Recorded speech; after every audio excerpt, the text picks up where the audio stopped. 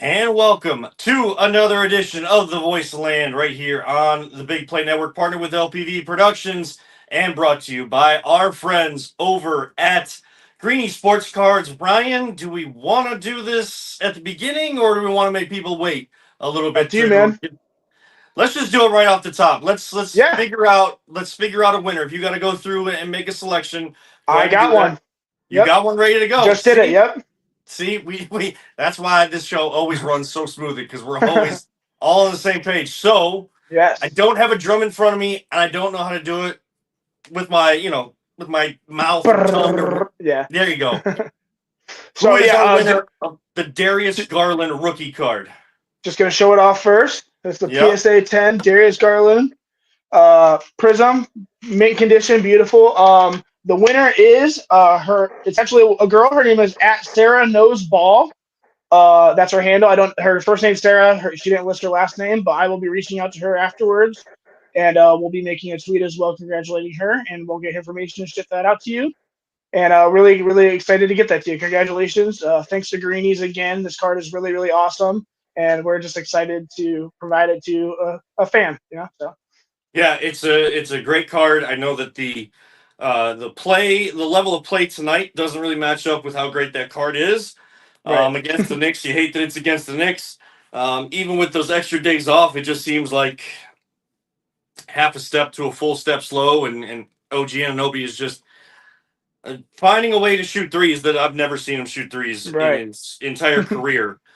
But with Green Sports Cards, so that ends one contest, and we congratulate Sarah for winning the Darius Garland card. And like Brian said, he'll get in touch with you if you are not Yep. watching right now. If you're watching this on replay, you've already been contacted. Congratulations, Sarah, on winning that card. But Ryan, I know our friends over at Greeny Sports Cards reached out and wanted to quickly turn around to a short run contest with us Yeah. here at the Voice of the Land.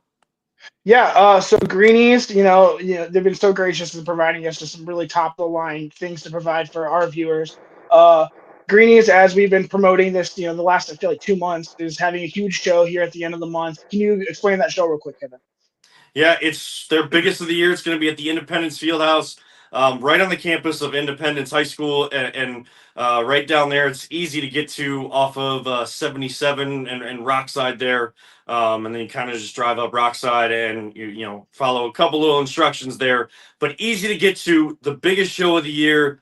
I mean, yes, there's a lot of cards, whether it's sports cards, Pokemon cards, WWE cards. That's becoming a big thing again with Tops jumping on with WWE, and Tops is even getting into the NIL realm, like Right. Greeny Sports Cards is. I think Greeny's was the first one on that. We're going to give them credit for that. That's kind of shooting from the hip, but just as a good partner outreach, we will give them the credit for that. Whether that's true or not, I don't know, so I have to legally say that.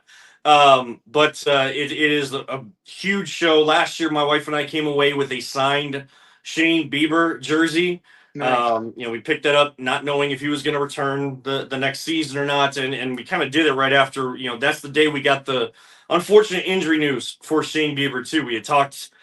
Jay and I had talked up on the stage with Curtis Danberg, a couple other people. We had this huge baseball conversation up on the stage. We're all feeling so good. The Guardians were off to a great start, and then we sit down for our show. We start putting things together, and it pops up on our phone, and like it just sucked the air out of everything.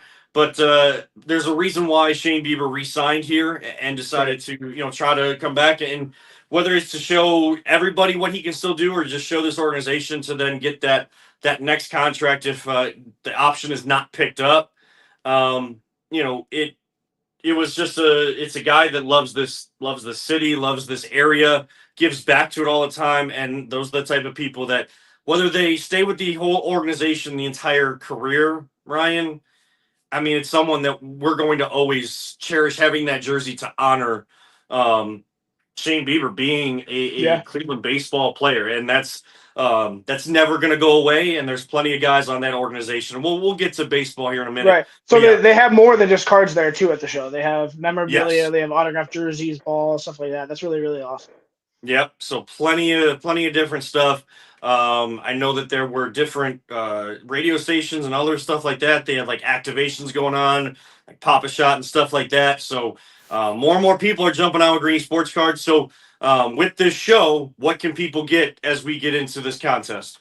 Yeah, so Greenies, he reached out and he's like, "Hey, I want we love our partnership together. It's really, really awesome. He wants to give us 5 different pairs of VIP entrances to this show. So we'll give away 10 total tickets, 5 VIP pairs. You can bring your dad, you can bring whoever you want, and go and check out all these cards and all these different memorabilia and just collectors in general can hang out and just bond over that, and you can go for free, and that's really awesome with Greenies. So I'll be posting the contest after the show as well, and we'll get that rolling. And that's going to only go for, I think, 2 weeks. What is the date for the show again? Do you remember? I It's the believe weekend of it's the Saturday of the draft.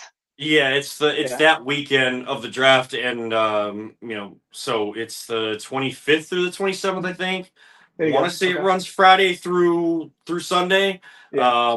Because I think we did a show on Sunday last year in the morning. It was just either the Saturday or the Sunday. So and we even got our own trading cards. They made up trading cards for all of the That's uh really cool. guests that they had, and everybody that had a table. So keep your eye out for that, and more Yeah. instructions to come on social media. A longer entry, but a longer entrance to the show, but still, 2 great contests, one ending, one going. We got to make sure we give them their just due time. Now Yep. we changed. I decided to, and Ryan, I know you didn't have any pushback on it. I decided to title this version of the show, things are getting real in April, and there's many reasons for that. So let's just go piece by piece, and one of those reasons why it is known, like why we said that, is because the Cavs are playing the Knicks right now. They're down 9. Knicks are hitting every single shot from the Everything. outside. Not a lot of defensive pressure. The Knicks are, while they're in the 3rd seed, there's still a level of desperation. I think the Cavs need to dig deep and find again, because they've been in the 1 seed for so long. There's still time left for the Celtics to try to catch up. So you got to have that on your mind. There's the outside chance of the number 1 seed overall in the NBA. So you got to keep that level going. Now, right, I want your thoughts on this, because things get real in April because the playoffs start, and that's what Yep. this team is going to be judged on. So that's why for the Cavs, things in April get real. I want your thoughts on kind of what we've seen lately, and if you saw, this team hadn't had a full practice since the All-Star break, like right after they got into games after the All-Star break, they hadn't had a full practice until yesterday. Do you think that some of that played into it? Yeah, I mean, they had a road trip. It was very long, very exhausting, and now they can finally get home. They can finally sleep in their own beds, practice with each other here and there, and have time, not just away from basketball. Because as of especially this year, like the season drags on and they lose interest pretty quick, especially when they're already contenders to make the playoffs or go to the playoffs. So yeah, I don't know. I'm glad they're home. I'm glad that they can rest, and hopefully I'm just ready for the playoffs, man. I I myself am getting kind of sick of just watching them lose to the Knicks, even when they don't have Brunson and some other guys. I just yeah, I don't know. I like to see Hart out there, and on the defensive end tonight it hasn't happened, so I'm just ready for the playoffs. Yeah, and again, OG Anunoby with 19 points leading the way right now in the game for the Knicks. And look, I mean, this is a guy that's, the scouting report should say over the last 3 games he scored, 20 points or more. He's, working on a streak like that. He's hitting the 3 at a pretty good clip right now, so he's playing some of his best basketball of his career. So that's got to be in the scouting report. But you still, you still kind of shy towards the overall numbers sometimes in these games, instead of, when you get in the playoffs, you're playing at the same team over and over and over again. Right. So there's definitely more that you can do to game plan specifically for that team. You're going in trying to get things done on your side, and then also take away what the other team does, and you're looking at overall numbers, because you don't have a lot of time to game plan from team to team in the regular season. That's not an excuse. The teams that play well and have success Even if they're a championship contender, they have success in the regular season still because they're able to make those kind of quicker adjustments and game plan for teams. So what I don't like right now is, you put one of your best defenders in um, Isaac Okoro, who's definitely found his role on this team, and Right. he can hit down the outside shot from time to time, but it's not consistent.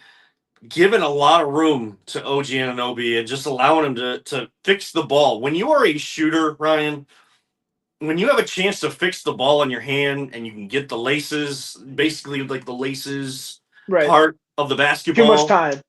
too much time, and Yeah. like that's the feel that a shooter wants. Is you want those laces to kind of be like, and if you're just listening to the audio, I kind of have my hand up and I'm kind of putting like the lines on the basketball like almost like perpendicular to going across your hand. You want to feel those roll off your hand when you flick the wrist, and when a shooter can do that, I mean, it's basically like shoot around. It's just shooting Right. in a gym by yourself and the work that you do in the off season. So I don't like the lack of ball pressure and intensity there. The other thing is the Knicks are do what they do to the Cavs, and however the Knicks are playing, Ryan, it just seems like that level of physicality always ramps up, and they are jumping over screens. They're making sure they're knocking guys off their spot by like a half or a full step as they're coming around to pick and trying for these pick and rolls and pick and pops. And the Cavs just were not adjusting to it, and they just let a team get real hot that hasn't played well, and that's just you don't want to see those bad habits continue as this team starts to get the rest that everybody's been asking for them to be able to get. Yeah, and it's unfortunate. Like I said, they're going to this slump where like they're playing just to get ready for the playoffs. Just to they're kind of on autopilot, and every team still sees them as like the number one team in the East. So Mm-hmm. they're going to play their best basketball, and we're just playing lazy basketball. So it doesn't mix well. Yeah, and again over the last few games though, we started to see them kind of Right. um, come out of that. I know that yeah, they had some big leads against the Clippers. Clippers are a really good team in the West. Like, are they going to go past the second round? I Right. don't know. I mean, Tyronn Lue can do more with that team than anybody else has, but it's still the Clippers, and you never know if Kawhi is going to stay healthy and Right. those types of guys. But when they have everybody out on the floor like that, and James Harden, like that is a tough team to take out, and they just basically took the physical game to them to the Cavs when they were in LA, Ryan. And what I loved to see was the response in that game physically, the physicality. You had three players score over 20 points. I think Garland was just a couple points shy of it, joining them, but it was your big guys, Evan Mobley and Jared Allen, along with Donovan Mitchell. And it was Jared Allen who was, physically abused in Right. LA. He responded, and that's the type of response that you want to see. I want to see that continue. Like, don't just do Sure. it because you want to get back at a team. These last 7 games, you should be getting back into those habits of like, we're not going to be pushed around. It doesn't matter who's in front of us. If you don't have Cleveland across the front of your chest, I'm going to go at you. I'm going to do what I did to the Clippers, and I'm going to bring that every game. Yeah, I agree. Yeah, and the fact that Boston doesn't have, I mean, we have what 5 to 7 games left. You said Boston's schedule isn't nearly as tough as ours. So like No. we need to continue to play better. We need to stay in these games and just to show that the little bit of momentum could help going into the playoffs. Nothing is ever given, and it's and I don't want them to have that mentality ever. I don't know. I'm really it gives me the ick. So Well, and Ryan, you're starting to learn like how much I love the game of basketball right, and baseball, not just because of being a Cleveland fan, but what it means from the way I was taught the sports and family and all those things we don't need to get into right now. But I've been told lately, Ryan, that I'm wearing wine and gold colored glasses. Like I'm right, blinded. I'm blinded by just my love for the team. I've never said that this team is playing perfectly right now, and that there's not issues. I even said it as we've been talking. right. The bad habits still are there tonight, even after the rest. And again, this is not. I'm going to preface what I'm about to say, Ryan, by saying that it's not an excuse for this team. It is something that I don't like that they allowed to seep into their mentality. But if you listen to Donovan Mitchell yesterday, And when we listen to the players on the Guardians and the Cavaliers, they tend to talk and be about it, or like their talk matches their actions. But what I didn't like was Donovan Mitchell saying like, I'm like this is the first practice we've had in a while. Like I didn't know what time to get up. I didn't know like my routine was all off and stuff. Right. And that's true. And like routines being thrown off, like that still keeps you, kind of off kilter when you're trying to get back in balance. But hearing him say that yesterday and now watching that first half makes a lot of sense. Like this team again, not on their P's and Q's, like being mentally tough enough to get through that. Yeah, it's going to be an adjustment to get back into a regular type level, whatever type of practice you can get in the NBA. Like if you get into a rhythm with that and you get some rest, okay, you haven't been in that rhythm lately. You've done it plenty of times now. All these guys have been in the league many years. Like that's why it's not an excuse. And I'm bringing it up as a critical thing, but I'm not here to just like yell into the camera and the microphones and people's ears. Like I'm like overly concerned about this team going into the playoffs. If this Right. was last year's team, absolutely, because we saw those bad habits at all times. We've seen this team when you feel like you start to need to question them, they come back and they put several wins together. They give themselves. There's more good habits than there are bad. I will say there's more great habits than there are bad habits. That's a good thing. It's just the bad habits can tend to be the deciding factor in close games that are possession by possession in the playoffs. Yeah, I completely agree. I don't know. I am a little nervous, to be honest, and I don't know if that's just me going. I don't want to go in being like, "Oh, I'm not nervous." They had a great record, and now they're on. Like, I don't want to be naive. Like, it is a bit concerning to me. Like I said, they were going for the top seed in the NBA. They could have had home court advantage in the finals. That there's all this, and I, I don't want, like you said, I don't want this to become habit, and I'm Mm-hmm. fearful that it will be. Yeah. Yeah, they have games here and there where they take over. Of course they do. They're the Cavs. They have some incredible all stars, incredible players on the team, and just one of the best constructed teams I've seen in a long time. Um, Health is still a little concern. Hopefully Ty Jerome comes back and is fine, and everyone just continues. But I think heart is my big issue, and that's what Yeah. scares me the most. Is I don't want them to see the lights get too bright one time and all of a sudden they cripple again. I want them to Yeah. be the same team they've been throughout the whole season with all these big streaks. And right now, I just feel like they're kind of they're holding on to it, but barely, and that's what I Now, fear. I just don't want to go in naive. So. now I do know that Atkinson said before the game that if this was a playoff game, Ty Jerome would be out there 100%. Like they're just, it sounds like they're just kind of taking extra precaution, Right. like trying to get him to 100% or better, so that kind of gives him the rest because he's had to play some extra minutes at times when they've rested Donovan or Donovan's been out or rested Darius or Darius has been out with little nicks and bruises and things like that. So that's good to hear. I know that Dean Wade is out with an illness tonight. This time of year, like that goes on, you start to hear more and more of Right. that. Get that out of the way right now. And then they're basically gonna have an entire week. Once this season ends, they're gonna have an entire week of rest, recovery, practice before that first round series starts and figure out their opponent as the play-in goes along throughout that week.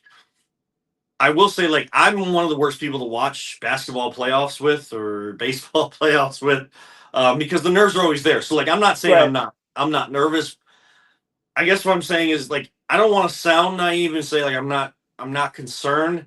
I just like I know that everybody is like we're all and it's something I'm fighting against myself with Ryan and something you kind of alluded to. It's this timid element because we've seen what Right. this team is in the playoffs. We've all talked about, and the team has talked about, we're going to be judged on what we do in the playoffs. None of what we're doing right now matters. Like we can celebrate the little victories and the sealing up the playoffs, sealing up the number one seed, sealing up a home court advantage here or there, taking those little celebrations, but not feeling accomplished or anything of the sort. And so like there's that timidness going in, like, Right. okay, like it's real. Like it's real in about a week, 2 weeks here in April. that time that we said we were going to judge this team on, they're going to start that path. And will they look like they did last year? Or will what we've seen for the most part all year and the ability to unlock Jared Allen and Evan Mobley playing together, and Darius and Donovan playing together, and then filtering them throughout the game and staggering them, and Ty Jerome's ability to come off the bench, and we brought in DeAndre Hunter to be a defensive stopper and hit those corner threes, those outside shots. Will Max Strus be still lighting it up as he kind of has lately? Will the lights be too bright for a guy like Sam Merrill? There were moments last year where I saw the lights being too bright for him in his first stint. Has he learned? Right. All these questions make you timid, but it's just the brand of basketball that they're playing. And even at the start of this one, like offensively, I don't see issues. They're not knocking down shots as consistently, and they got to get back to that. Defensively, that's where the heart comes in that you're talking about. And I never take shots at fans. This isn't a shot. This is just like a uplifting, motivational thing. Like if you watch this game and like the energy in that building, Ryan, you hear it seep through televisions. The last couple home games, like it's almost like the fans are kind of like the team. Like we're trying to get to the playoffs. The heart that the fans give to this team in the playoffs, that team needs to feed off of that. Take care of home court. And then use that, bottle it up, and be us against the world when they go on the road and have that mindset that LeBron always talked about, Ryan. Let's shut up. Like the best feeling on the road in the playoffs is when that crowd goes silent. Yeah, I agree. That's what needs to be done. I don't want to go, like I said, I'm not afraid. I think we have the team that I've been cocky all year. I've been saying the Cavs are going to win all year. So I'm not going to backpedal now. I think the Cavs will win this year. Obviously, I'm a little biased, but nonetheless, I just want to see a little more going into the playoffs and just have a little momentum to carry. That's all. I don't want to just fall flat and then go in and be like, okay, now it's time to pick it up. So. Yeah. So things are going to get real. They're about to start the second half. Cavs down 760-53. To New York as they're looking to continue to chip away at that 4-game magic number to seal up the number 1 seed in the East. At the very least, that's what they need to get to the finish line on, is have that number 1 seed, home court throughout, and allow these fans that always, it's not 20,562 anymore, but it feels like it, and at times it feels like more in there. So that 6th man is going to come up huge as things get real here in April. Before we switch gears real quick, a reminder, Greeny Sports Cards, keep an eye on our socials for the information on our next contest to win one of 5 pairs of tickets, VIP tickets, to their biggest show of the year. If you're even if you've started to see the uptick in sports cars becoming a big thing, like they've always been a big thing, but like more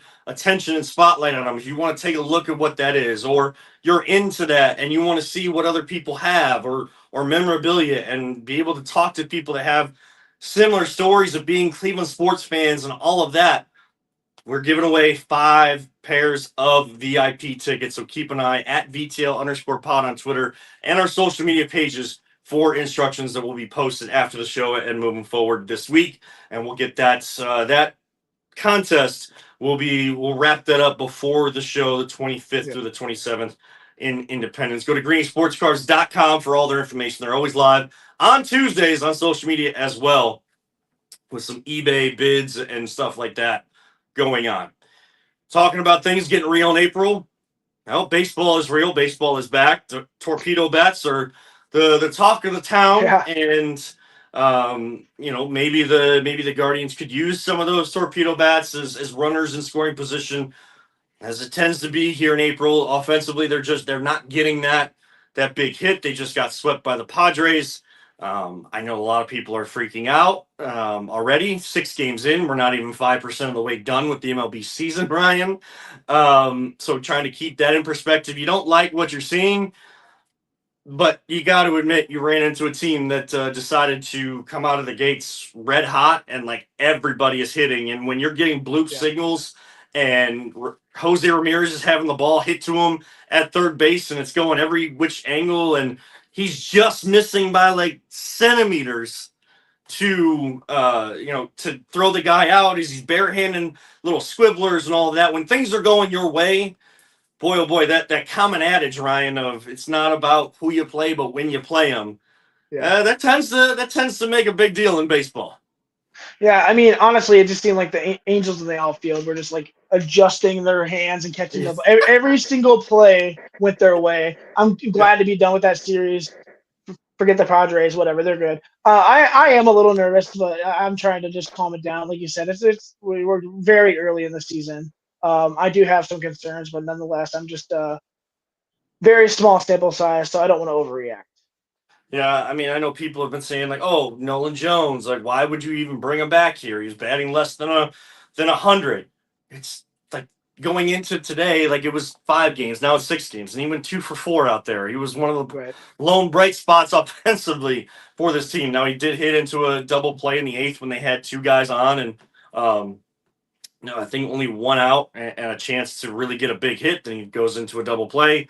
That's not what you want to see, but again, when one of those big hits comes, then it tends to open things up. And now they go to Right. Anaheim. They have a day off, time to regroup. You win the first series against a team that everybody really loved coming into this year against Kansas City. So again, we'll know more in 2 months. It's like 40 games in when you really know. You don't want to. You can't win a division in April. And I always say this, and it's not a new take or anything like that. Plenty of people have said this. You can't win a division in April, like March and April now that baseball starts earlier and earlier every year. But you can put yourself in a position to lose it. So yeah, this Anaheim series is important. I'm not saying like must win every single game and like, oh, we're like on the edge of our seats and tightening up in a playoff series. No, it's just you want to see better baseball and take the day off, travel to Anaheim, and just know like yes, there are some young guys that are still working their way in, building a new chemistry, building a new identity, and you have to work through some of those tough times as the Cavs are now down 2 in the third quarter, less than 2 minutes into it on a 7-0 run. So Nice. so I decided to put it up in front of me. If I could turn my Yeah, I'm phone. watching it too. So if you're watching us right now and or you're watching on replay and my eyes keep going all around, it's not because I don't know how to look at a camera. I got this professionally. Don't know how to talk to a camera or talk to an audio microphone. It's just the Cavs are playing the Knicks, so it's always on ESPN. So you want to see them have some success, and we want to make sure we cut this down. But going back to the Guardians, I know Luis Ortiz didn't have the greatest of Yeah. first starts. People said that Logan Allen, like they disagreed with Stephen Vogt when they said he didn't pitch well yesterday. Like I haven't been able to stay up.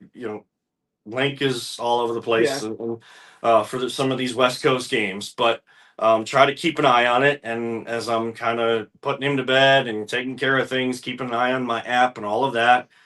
And they're scoring. They start scoring in the fifth inning.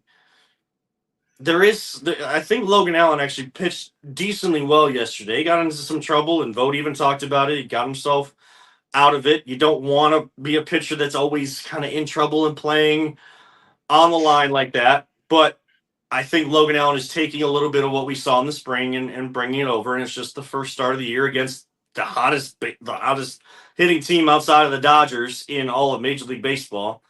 I don't know how many torpedo bats there are with the Padres. Um, but yeah, I mean, I'm the biggest question mark for me, Ryan. And please disagree with me if you want to. My biggest issue with that starting rotation, my biggest question mark is Luis Ortiz. Yeah, that was mine as well. It just, I mean, it looked like they had his number from the get go, and it just kept getting from bad to worse. It looked like he had no confidence, and I'm concerned. Like I said, I don't want to overreact. It's one outing. It's not a big, but it did not look like especially with Cleveland pitching. It did not look like Cleveland started pitching. So Yeah. and going back to Logan Allen, I can see what he said. I don't know. He did concern me a little bit. I mean, giving up 7. What was it?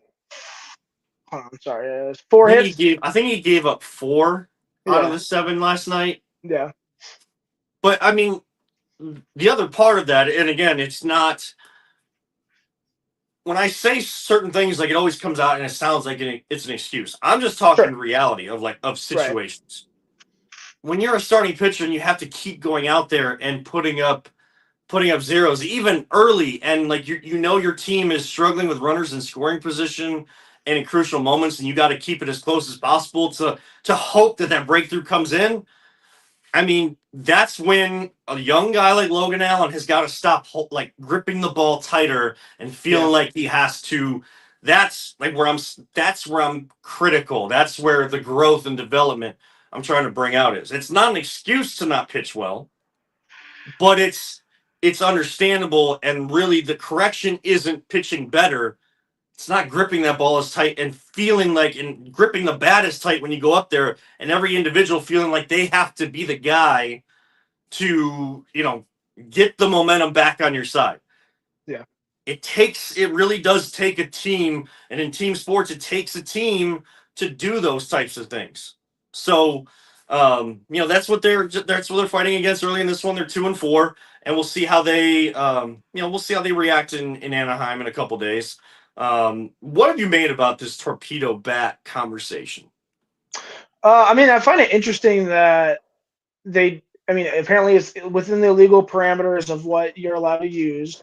I think it's really cool that the torpedo bat. I mean, so the hardness of the bat is where usually the ball hits the bat, right? I think that's fascinating. I think that's logical, and I think that's really cool that they're utilizing it. I think it sucks that the Yankees are the one that started it and are doing Mm-hmm. relatively successful off of it. But nonetheless, if the numbers come back and it says that this is beneficial to the game, I don't have a problem with that. I think it's kind of cool. You know what I find funny is guys like that have been they're around the game all the time, like Andre and Matt Underwood, Rick Manning, Hammy, Tom Hamilton, Right. Rosenhaus, like a lot, and that's just mentioning people around our team. Um, it's they've actually said the last 3 years like those types of bats have been here.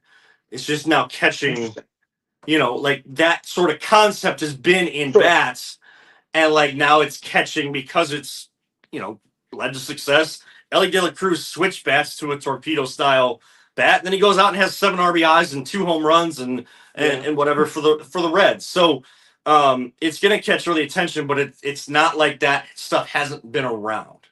Sure. So it's fun, and I know that there's probably conversations that people would rather talk about torpedo bats than other things to help that would actually help grow the game of baseball and the attention on the game of baseball. Um, Look, it's fun to talk about. If it starts to show and other people start using it, well, guess what? You know, pitchers are going to have to make a little adjustment, but it's still only helping guys hit 30% of the time. Right. Yeah. Like it is still a very hard sport For to sure. play. It is hard to hit a baseball with a stick. Like that's why only certain guys make it, and that's why only certain guys Cass finally take the lead. Good job. Uh Nice. that's why certain guys make it to the professional level, and then only a certain amount of those guys make it to the big leagues. Like Right. the percentages aren't as high as some people might think, and they make it look so easy, but it's not. Right. But nonetheless, like I mean, what brings eyes to the game? Home runs. I mean, when Judge was it last year, the year before, was hitting all those home runs going into the Yep. playoffs, and then he always sucks in the playoffs, which is awesome. But nonetheless, like that's what brings eyes to the game. So these bats, I think, if utilized correctly and everyone decides to use them, I think will be very beneficial because the game's fun when people start smacking that ball over the fence. Yeah. I mean, they say the phrase probably isn't great for the way society is now, but I know people still say it. Chicks dig the long ball. Like fans dig, like, you can adjust it and say fans dig the long ball. Like that's Sure. why the home run derby is still a great event and people love to watch it, whether you agree with how they set up the format or whatever. People love to watch that. That's why it's always full on All-Star weekend, like a stadium, and especially the seats that aren't the greatest to see the action up close. Like those are the seats you want for the home run derby, and even people standing outside of stadiums because guys are really hitting the ball. Right. And if you get the right bounce off, look, the left field porch at Progressive Field, you get the right bounce. That's going right to the gate and out to the plaza between Rocket Arena and Progressive Field. And so, yeah, those are the things that people want to see. What what we really should be focused on is not about like whether torpedo bats are illegal or a competitive advantage or not. They've been around. The question still remains: how are you going to make these guys in this sport more marketable? And Yeah, I mean, every go ahead. like the thing I always bring up, and it's this way for many other players, but for Mike Trout to be with his dad one time, like he's already established himself in the majors. He's at a cage where there other like it's a public place, other people see him, and like nobody recognizes Mike Trout. Right. I that's the case for a lot of other baseball players that we hear the names, and if you're really into sports, you're going to hear them. But to get those average fans back, like baseball's pastime needs to get with the future. I agree. I think they're slowly starting to do that. First off, I think the marketing for the MLB has not been very good. I just, as dumb as it sounds, they recently just got into Fortnite. So they have a Shohei Ohtani character where you can play as him. Mhm. I think that's great for the game because there's so. Yeah. I mean, that's the one of the number one games in the video game world, and the NBA has had success with going in there. A lot of franchises have, all the way from like Marvel to Star Wars to the NFL. So I'm glad that the MLB is finally getting on board. They're also in Rocket League recently, which I thought was pretty cool. But yeah, to see Mike Trout in public at a batting cage and no one really knows who he is, that's a problem. That's a big problem. That would never happen with even a medium star in the NFL or NBA, let alone LeBron James or Tom Brady or one of the best to ever do it or best in the position currently. That's a problem, and they need to fix that. Um, Hopefully, things like these video games, I think, is the right direction, especially with the younger crowd, because baseball is right now a lot of fans. It's hard to get any young kids to do anything nowadays. So the fact that they're just trying to integrate and get on their level is at least progress in mind. I mean, the issue with getting young people involved with baseball too is like the amount of costs to play Right. the sport of baseball. To get a bat, a glove, like the cost of all these things. That's a real So you want to make sure that kids are watching it, but if you're going to bring them back to watching the sport and they want to play it, but then they can't afford it, their families can't afford it.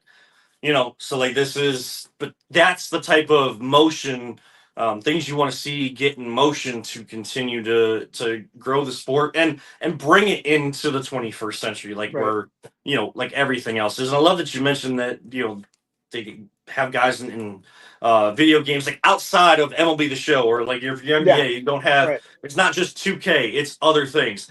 And I know a lot of people probably hate that I bring this up all the time, but WWE is like in Fortnite. They're in Clash of Clans now, or they're about to be in Clash of Clans. And there's other like little phone video games and stuff like that where they've put their superstars, the new Right. superstars there, and then they become more household names, and then that brings people back and like, oh, I haven't watched wrestling in a while, or my dad used to talk about wrestling. Let me give this a shot.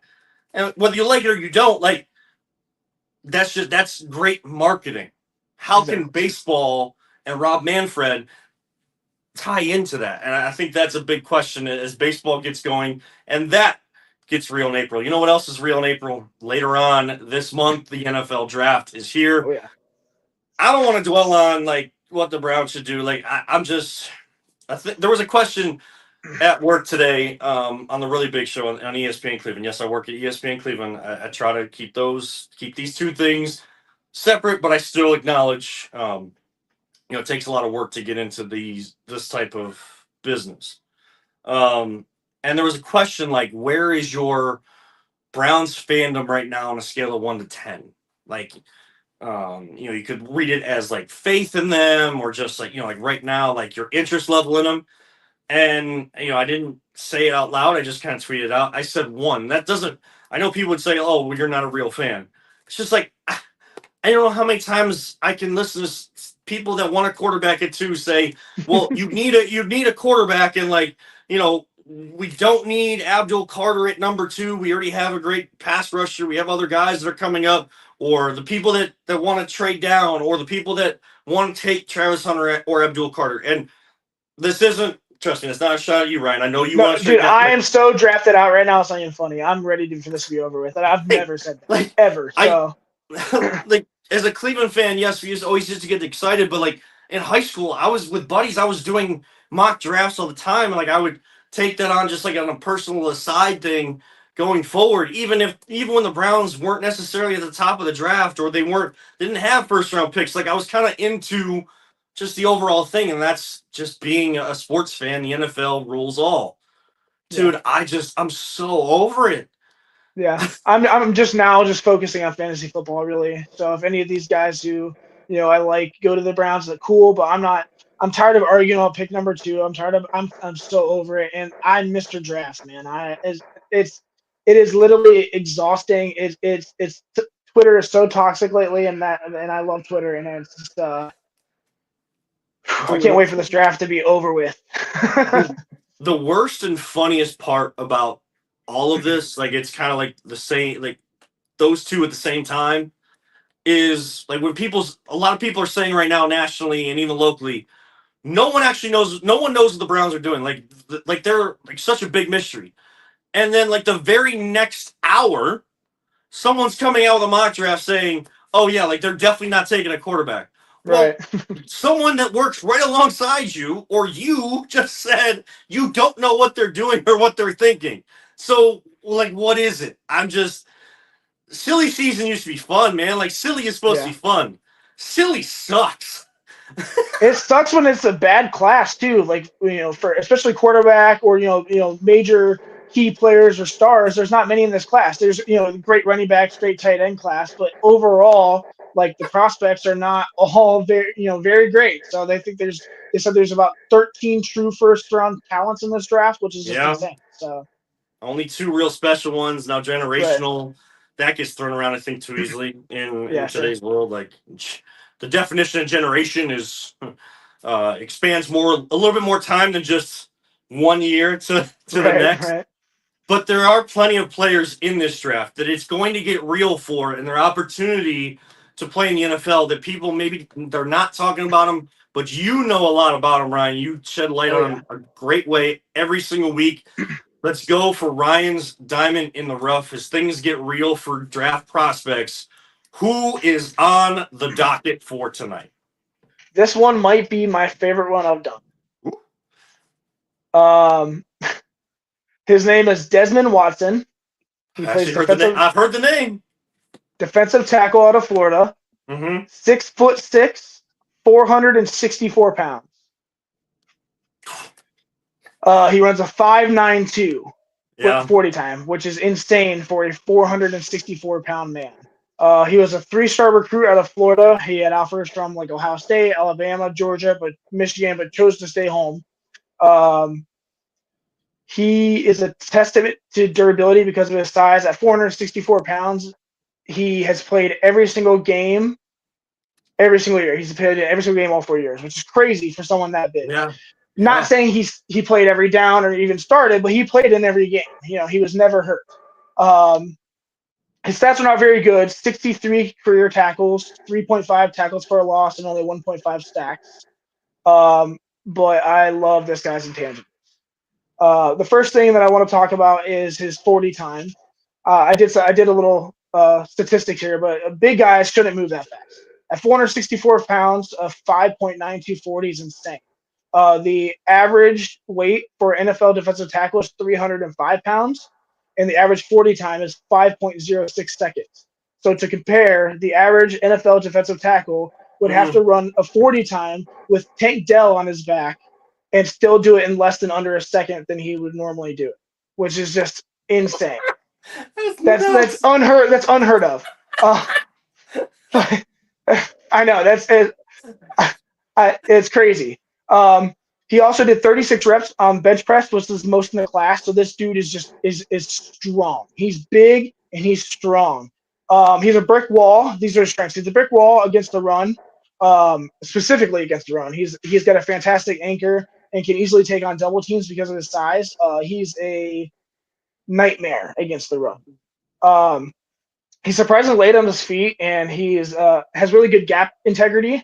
Also, he was utilized, which I think is really cool. He was utilized at fullback in certain times. So, Yeah. so, and actually, he had a third down conversion in one of the bowls. I forget which one it was. The Gasparilla Bowl, which is crazy. Like an important conversion. This guy is running the ball, which is hilarious. He's very strong. The 36 bench reps translate well to the field, definitely. Mhm. He could be a matchup nightmare for offensive linemen. There's no way to simulate going against this guy. There's been no one like him in the NFL at all. So that's hard to even practice against. I mean, anybody, and try to simulate going against this guy. Weaknesses: his weight management is my biggest concern. His weight has increased every single week season that he's been at Florida. He started a little, I think it was around 320, 330, and now he's up to 464. Um, he will require special conditioning, or he will be very limited in playing, or he'll be just stuck in certain packages or situations. He lacks that first explosive step, which showed limited productivity in the pass rush with 1.5 career sacks. That's really nothing to be, bragging about. And he lacks the ability to change direction quickly because he struggles to gather himself because there's so much momentum. He's definitely a developmental project, but if an NFL team can get him to lose about 30 to 40 pounds, I think, also while maintaining his strength, I think that he can make a name for himself, especially as a run stuffing specialist. I think he's probably a 6th or 7th round player, maybe an undrafted free agent. But if he gets drafted, he will be the heaviest player drafted in NFL history. Trent Brown and Daniel Falele both held the record at 380. So this guy is 84 pounds more than the record for the heaviest player ever drafted. Jeez. But he's fast and he's big. So if he can lose a little weight, can be able to control his body a little bit more, I think he'll have some success in the NFL. But I think he'll make a team just because of his size. Like I said, there's nothing that you can compare. And even if you just need one stop from him, it's worth taking a 7th round pick on this guy. Yeah. So you think like late or even Yeah, undrafted? I think his conditioning is definitely concerning. Even though he's fast, but he has 63 tackles, only 1.5 sacks.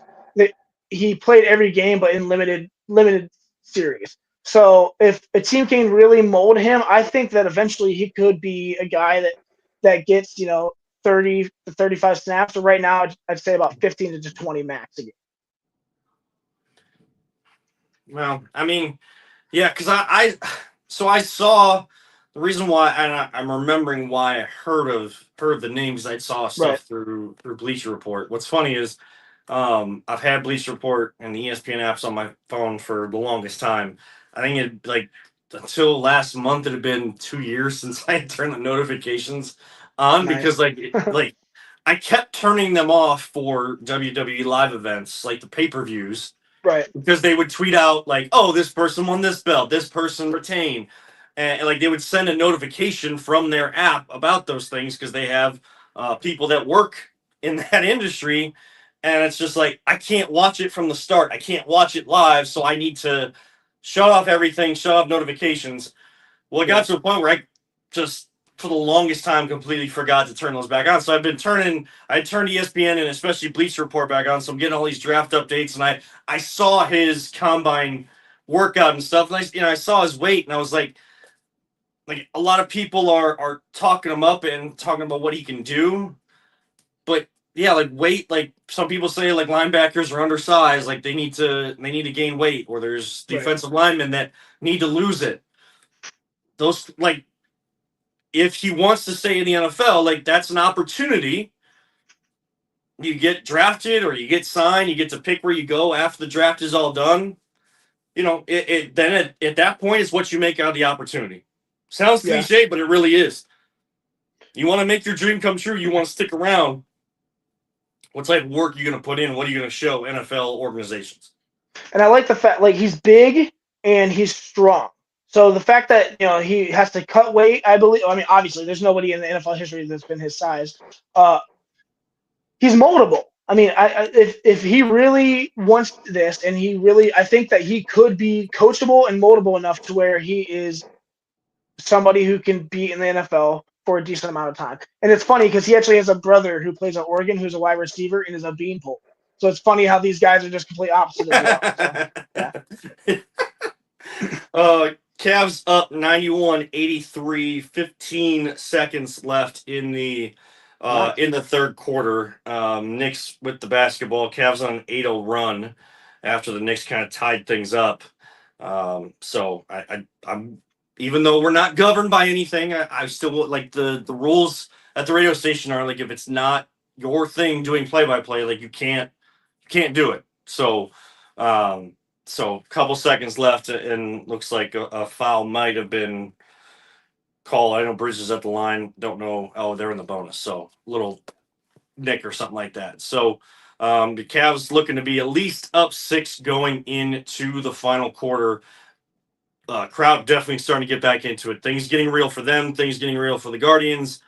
Things are real, really real for the Browns, and they go out to Colorado tomorrow, starting tomorrow, and then stick around for the pro day and have dinner and talk to Shadur and talk to Travis Hunter. Wow, I don't even know why that name escaped me, but I do like that they're so involved and like they're trying to at least showing that they that they care and trying to get good players on this team.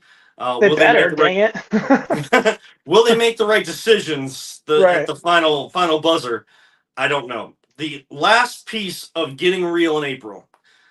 We will not have a show next week. You know, Ryan, you got stuff going on. Peter and I have stuff going on too, and we're just gonna take Wednesday to be with family and also prep for the MLIS, yes, Indoor Soccer Professional Indoor Soccer Championships going on here in Cleveland. Now there's some talk right now. They don't know how the wild card game is going to go. So Ryan, the 4th and the 5th seed in the league will battle basically like it's the play-in for the NBA for the final spot in the semifinals to take on the Crunch, who are the number 1 seed. They won 2 games in Chicago, won a game on Sunday that they had no business winning based on just looking tired and losing. Unfortunately, Mikey Derzic, who sounded like he may have popped his quad in Saturday's game, one of their top goal scorers. He's still your MVP and Edmir Suljovic. They didn't have over the weekend. They didn't have their captain Dave Jordan. They didn't have their main goalkeeper Mario Musa. So there's still some pieces that they can go to. There's a lot of depth on this team, and that's great.